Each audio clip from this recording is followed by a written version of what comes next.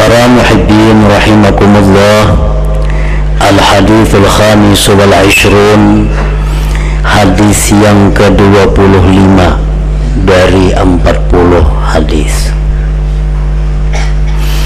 An Abi Dzar radhiyallahu anhu aidan anna nasan min ashabi Rasulillah sallallahu alaihi wasallam qalu lin Nabi sallallahu alaihi wasallam, ya Rasulullah, dhahaba ahlul dusur bil ujur, yusallun kama nusalli wa yasumuna kama nasumu wa yatasaddaquna bi fuduli amwalihim. Qala awalaysa qad ja'ala Allahu lakum ma tasaddaqun, inna bi kulli tasbihatin sadaqah wa kulli takbiratin sadaqah wa kulli tahmidatin sadaqah wa kulli tahlilatin sadaqah wa amrin bil ma'ruf sadaqah wa nahyin an munkar sadaqah wa fi bud'i ahadikum sadaqah. Qalu ya Rasulullah, ayati ahaduna syahwatahu wa yakunu lahu fiha ajrun? Qala ara'aytum law wada'aha fi haram akana alaihi wizrun, fakadzalika idza wada'aha fil halal kana lahu ajrun. Hadis rawahu Muslim. Dari Abi Dzarrin Al-Ghifari radhiyallahu anhu bahwasanya orang-orang fakir muhajirin dari sahabat Rasulullah sallallahu alaihi wasallam, mereka mengata bagi Nabi sallallahu alaihi wasallam, wahai Rasulullah, telah pergi orang-orang yang banyak harta dengan pahala yang sangat banyak. Telah pergi orang-orang kaya dengan pahala yang berlipat ganda. Mereka sembahyang sebagaimana kami sembahyang. Mereka orang kaya itu puasa sebagaimana kami puasa pula. Dan mereka orang kaya bersedekah dengan kelebihan harta mereka, sedangkan kami kadada nang disedekahkan. Jadi kalah kami wahai Rasulullah. Kayak apa caranya supaya kami ini jangan kalah lawan orang kaya itu? Mana sakit-sakit sudah hidup di dunia, di akhirat pulang kena kalah pulang. Ini yang ditanyakan oleh fuqara muhajirin, orang-orang fakir muhajirin dari Rasulullah, dari sahabat Rasulullah sallallahu alaihi wasallam. Jadi di sini ada semacam ghibtah dalam hati mereka, ada semacam keirian dalam hati mereka. Untungnya bang, sembahyang kayak kami, puasa kayak kami, inya maka bersedekah kawa kami kada. Rasulullah sallallahu alaihi wasallam menjawab, apakah tidak Allah menjadikan bagi kamu sesuatu yang bisa kalian sedekahkan? Ujar Nabi kita, Allah Ta'ala ada mengulahkan sesuatu yang bisa ikan menjadikan itu sedekah sebagaimana mereka. Inna bi kulli tasbihatin sadaqah, tiap-tiap satu tasbih itu sedekah. Ucapan subhanallah itu jar Nabi adalah sedekah. Jadi sedekah bukan hanya harta. Kita mengucap subhanallah itu sedekah. Wa kulli takbiratin sadaqah, tiap-tiap satu takbir Allahu Akbar sekali itu adalah sedekah. Wa kulli tahmidatin sadaqah, tiap-tiap pujian kepada Allah alhamdulillah itu adalah sedekah. Wa kulli tahlilatin sadaqah, tiap-tiap tahlil ucapan la ilaha illallah itu pun sedekah. Jadi janganlah kalian menganggap bahwa sedekah itu hanya berupa harta, berupa duit, berupa barang. Bahkan di dalam hadis yang lain Rasulullah sallallahu alaihi wasallam mengatakan, subhanallah, satu kali ucapan subhanallah itu khairun min mi'ati farasin fisabilillah, lebih baik daripada 100 kuda yang diwakafkan untuk sabilillah. Sekali kita mengucap subhanallah itu lebih baik daripada 100 kuda. Satu kali Allahu Akbar kita ucapkan, khairun min mi'ati badanah, itu lebih baik dari 100 unta. Satu kali dari alhamdulillah, khairun min mi'ati raqabah, lebih baik daripada 100 budak yang dimerdekakan. La ilaha illallah, satu kali kita ucapkan, la yudrikuha syai'un wa la yasbikuha, itu kada kawadi hingga lagi balasannya. Jadi pahalanya kita mengucap subhanallah sekali itu 100 unta, 100 kuda. Satu kali Allahu Akbar itu balasannya adalah 100 unta. Satu kali alhamdulillah 100 budak.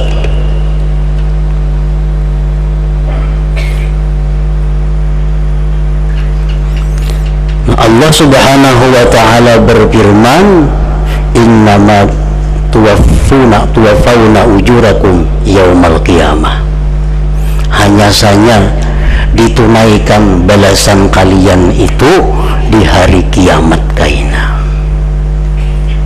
Kalau di dalam dunia balasannya barangkali kita keributan memelihara. Subhanallah 100 kuda datang, subhanallah 2 kali 100 kuda datang. Nah, malam Selasa ini hibak kira berada orang kuda unta itu. Nah, tetapi Allah mengatakan innama tuwaffawna ujurakum yaumal qiyamah, balasan itu di hari kiamat. Dalam dunia kalau ada balasan amal kebaikan kepada kita, di akhirat akan dipol oleh Allah balasannya.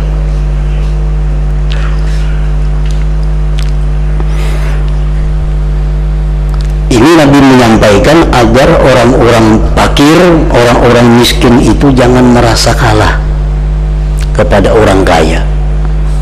Banyak jalan lain untuk bersedekah.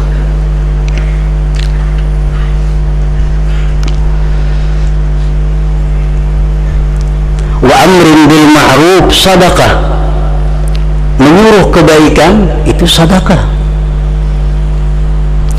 Wa nahyin an munkar, melarang kemunkaran sedekah. Wa fi bud'i ahadikum sadaqah, dan pada kemaluan kamu pun kata Rasulullah ada sedekah. Qalu, sahabat yang fakir-fakir tadi bertanya, ya Rasulullah, ayati ahaduna syahwatahu wa yakunu lahu fiha ajrun, adakah kami melepaskan syahwat kami kepada istri kami, apakah itu berpahala? Rasulullah menjawab, apa pendapat kalian jikalau syahwat itu dilepas pada yang haram? Jikalau kalian berzina, apakah itu tidak berdosa? Nah, demikian pula apabila syahwat itu dilepaskan bil halal pada yang halal, kana lahu ajrun, maka itu pun adalah pahala. Nah, para muhibbin rahimakumullah, jadi jangan hanya pahala itu, sedekah itu dapat dengan harta, tetapi dengan banyak cara seperti apa yang disampaikan oleh Rasulullah sallallahu alaihi wasallam tadi. Dalam riwayat yang lain dari hadis ini, Rasulullah kedatangan seorang sahabat fakir. sahabat yang fakir ini mengaku di hadapan Rasulullah mendapat tugas dari para orang-orang fakir yang ada di Madinah, diutus kepada Nabi untuk menyampaikan sesuatu. Apa yang disampaikan? Innal aghniya qad zahabu bil khair kulli. Wahai Rasulullah, ulun ini utusan dari kelompok orang fakir di Madinah ini. Kami ingin menyatakan, menanyakan bahwa orang-orang kaya itu mereka pergi dengan kebaikan seluruhnya. Hum yahujun, mereka naik haji, wala naqdiru alaih, kami kada kawa naik haji. Wa yatasaddaqun, mereka bersedekah, wala naqdiru alaih, kami kada sanggup bersedekah. Wa yudifun, mereka memberi makan orang, wala naqdiru alaih, kami kada kawa memberi makan orang. Fa idza maridu ba'asu bi fadli amwalihim zukhran lahum, bila mereka sakit mereka mengutus dengan kelebihan harta mereka sebagai simpanan bagi mereka. Bela garing yang bewakaf ini, bewakaf itu sebagai tabungan di akhirat kaina. Kami orang-orang fakir kada mampu yang demikian, wahai Rasulullah. Rasulullah sallallahu alaihi wasallam menjawab, ujar Nabi, ballighil fuqara anni, sampaikan kepada orang-orang fakir yang mengutus engkau ini. Inna liman sabara minhum wahtasaba salasa khisalin laysa lil aghniya minha syai', bahwa bagi orang fakir yang sabar, yang mengharapkan pahala dari Allah, itu ada 3 perkara yang tidak bisa dirasakan oleh orang yang kaya. Ada 3 bagi orang-orang fakir yang sabar, yang mengharapkan pahala dari Allah. Ada 3 sesuatu yang khusus diberikan Allah yang tidak diberikan kepada orang kaya. Amal khaslatul ula, yang pertama kata Rasulullah, fa inna fil jannati ghurafan min yaqutin ahmar, di surga itu jar Nabi ada kamar-kamar yang dibuat dari merah delima, yakut merah, merah delima jar kita. Yang zuru ilaiha ahlus sama kama yang zuru ahlud dunya ilan nujum, daripada saking tingginya itu kamar, orang-orang penduduk langit memandang kamar itu seperti kita di dunia memandang bintang-bintang. Wah, luar biasa tingginya. La yadkhuluha, tidak bisa masuk kamar itu, tidak bisa menikmati kamar-kamar itu, illa kecuali nabiyun fakir, nabi yang fakir, au syahidun fakir, atau orang syahid yang fakir, au mu'minun fakir, atau orang beriman yang fakir. Nah, 1 itu jar Nabi. Jadi walaupun ikam kada bisa bersedekah, walaupun ikam kada kawan naik haji, walaupun ikam kada kawan beri makan orang, tapi kalau ikam sabar dan mengharap pahala, Allah memberikan engkau kelebihan, keistimewaan di akhirat. Yang pertama, kamar yang terbuat dari merah delima tadi. Wal khaslatus saniyah, yang kedua ujar Nabi kita, yadkhulul fuqara al-jannata qabla al-aghniya binisfi yaumin, orang-orang fakir itu masuk surga sebelum orang kaya setengah hari.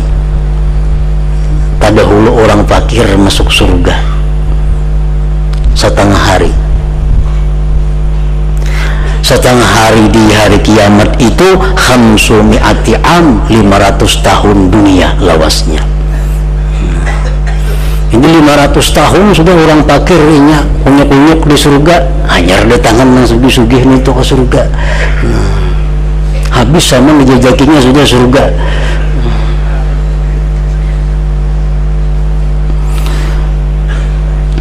Wal khaslatu tsalisah, yang ketiga kata Rasulullah, idza qala al-faqiru subhanallah walhamdulillah wa la ilaha illallah wallahu akbar, apabila orang fakir itu mengucap subhanallah walhamdulillah wa la ilaha illallah wallahu akbar mukhlisan, ikhlas dia.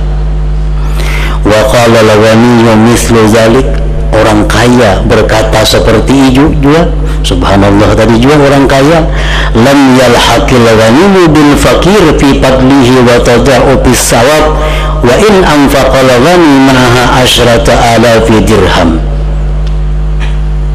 Tidak bisa menyamai orang kaya itu orang fakir pada kelebihan pahalanya, berlipat ganda pahalanya.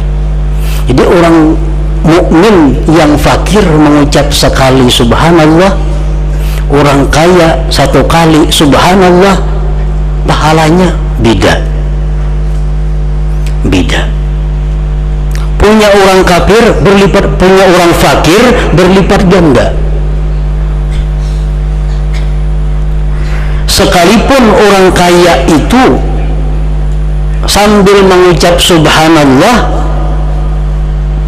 menyumbangkan uangnya 10.000 dirham. Ini orang kaya mengucap sekali subhanallah, menyumbangnya 10.000 dirham. 10.000 dirham itu kalau dirupiahkan kurang lebih 180 juta rupiah. Jadi orang kaya ini subhanallah menyumbang 180 juta. Orang fakir napa nusumbangkan gak ada subhanallah sekali, tetap pahalanya kenal ampun orang fakir tadi. Wa kadzalika a'malul bir, seperti itulah amal kebaikan seluruhnya. Setiap amal kebaikan dari orang fakir yang mukhlis, yang sabir, yang sabar, selalu berlipat ganda pahalanya, melebihi dari apa yang dilakukan oleh orang kaya. Nah, pada akan Nabi lawan memutuskan itu bulik laki-laki tadi mengisahkan tadi itu menghadapi di luar saling punyakan orang fakir, kisahkannya jar Nabi, satu ini, dua ini, tiga ini, radina, kami setuju, ya orang fakir semuaan, kami setuju. Nah, artinya kami ridha dengan kefakiran itu. Nah, para muhibbin rahimakumullah, dari beberapa hadis yang tersebut, maka para ulama menyimpulkan kesimpulan-kesimpulan mana mulianya di sisi Allah orang kaya yang bersyukur kepada Allah dan orang fakir yang sabar dan ridha dengan apa yang ditetapkan Allah. Sebagian ulama berpendapat lebih mulia orang kaya yang syukur daripada orang fakir yang sabar itu. Kenapa lebih mulia orang kaya yang syukur ini? Karena hanya sedikit orang kaya itu yang bisa bersyukur. Tentu ini sangat langka. Yang langka itu pasti sangat mulia dan mahal nilainya. Al-Quran menyebutkan wa qalilun min ibadiyas syakur, sedikit sekali hambaku itu yang bersyukur. Kalau yang sabar itu banyak. Yang kedua, alasannya kenapa orang-orang yang kaya yang bersyukur itu lebih utama, karena mereka memaham daripada hadis Rasulullah Sallallahu Alaihi Wasallam yang intinya dari hadis itu adalah bahwa manusia itu terbagi 4. Yang nomor 1, rajulun lahu ilmun wa malun fayakhudhu wa yatasarrafu bi malihi bi ilmi. Ini nomor 1. Seseorang yang punya ilmu dan harta, dia mencari mengambil harta dan menggunakan harta sesuai dengan ilmu yang ada padanya. Ini nomor 1 diletakkan oleh Nabi. Orang kaya cuma berilmu, tahu cara mengambil yang benar bagaimana, cara menggunakan harta yang benar bagaimana. Ini nomor 1.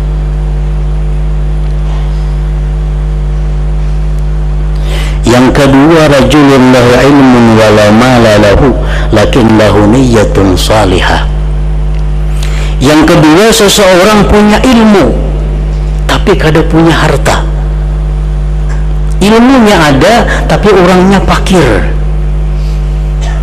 namun dia punya niat yang baik sebagaimana niat laki-laki yang pertama tadi, yang menafkahkan hartanya fisabilillah, yang menafkahkan hartanya membantu orang fakir miskin, yang menggunakan hartanya membantu orang yang menuntut ilmu. Yang nomor 2 ini berniat saja kawa jakanya aku subuh aku bin alahan badan itu jarinya. Nah ini nomor 2. Yang nomor 3, rajulun lahu malun wala ilma lahu fayakhudul mal wa yatasarrafu bi malih bi ghairi ilm. Ini yang banyak daripada orang-orang yang kaya itu, nomor 3 ini. Laki-laki yang punya harta, seseorang yang punya harta tapi kada punya ilmu, sehingga dia mengambil hartanya, menggunakan hartanya tanpa ilmu pengetahuan, mengharam, menghala, mengsubhat, ambil karena menggunakan untuk ini, untuk itu, untuk mengharam, untuk kesenangan nafsu, gunakan harta.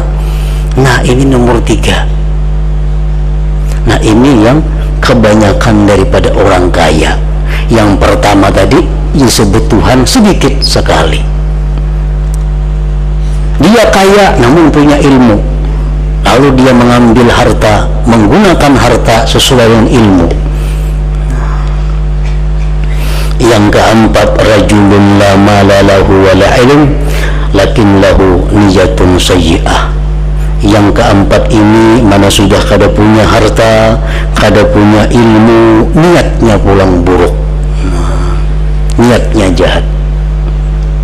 Melihat yang nomor 3 tadi bermewah-mewah dengan hartanya, melihat yang nomor 3 tadi menggunakan harta kepada yang tidak ada manfaat.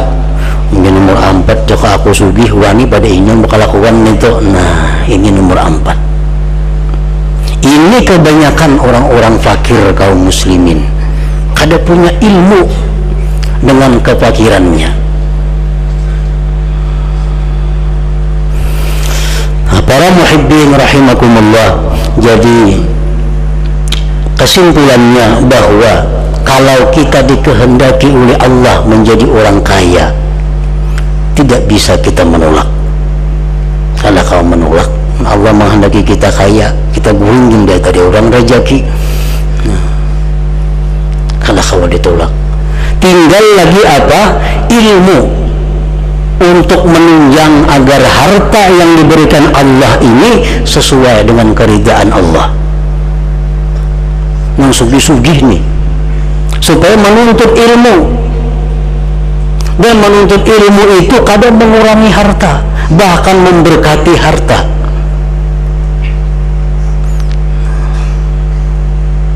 Orang-orang yang sudah diberi Allah kekayaan dengan fasilitas macam-macam yang cukup, tinggal lagi menggunakan waktu, menggunakan umur untuk menuntut ilmu, supaya dalam penggunaan harta ini termasuk golongan orang yang bersyukur kepada Allah. Ini yang nomor 1. Jangan sampai masuk yang nomor 3. Nah, orang-orang fakir, orang-orang miskin, itu pun hendaknya menuntut ilmu.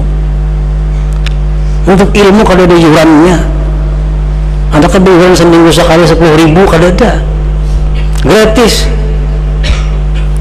Kada ada alasan di akhirat ada kalau bayar nuntut ilmu, kada ada alasannya. Tuntutlah ilmu sehingga fakir yang ada pada diri itu menjadi pahala. Nah, dengan itu bisa menduduki peringkat yang nomor 2 tadi. Karena kefakiran, kekayaan itu sudah ditetapkan, sudah diputuskan oleh Allah Subhanahu wa taala. Kita jadi orang fakir, kita jadi orang kaya, terserah kepada Allah. Yang penting tinggal kita mengelola kefakiran menjadi fakir yang baik, dan kekayaan menjadi orang kaya yang baik, yang diridai oleh Allah Subhanahu wa ta'ala. Nah, selanjutnya hadis yang ke-26. Ila hadratin Nabi sallallahu alaihi wasallam. Al-Fatihah.